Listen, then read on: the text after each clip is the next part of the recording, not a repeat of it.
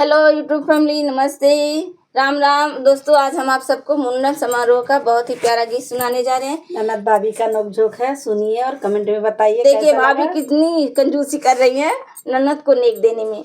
उसी पे ये गीत है, सुनिएगा, कमेंट में बताइए कैसा लगा। लाइक और सब्सक्राइब कर दीजिएगा दोस्तों, फुल आवाज करके जरूर सुनिएगा, तभी आपको आनंद आएगा।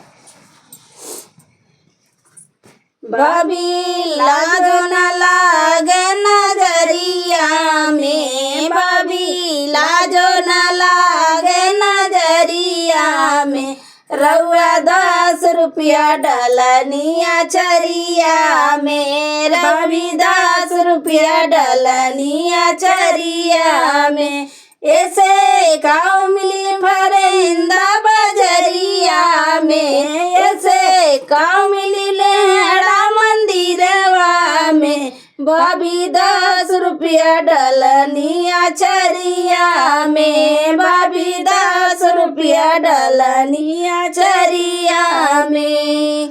बाबा कमाल है, बाबू के पापा कमाल है, बड़का पापा और बाबू के चाचा कमाल है, बाबा कमाल है, बाबू के पापा कमाल है, बड़का पापा और बाबू के चाचा कमाल है।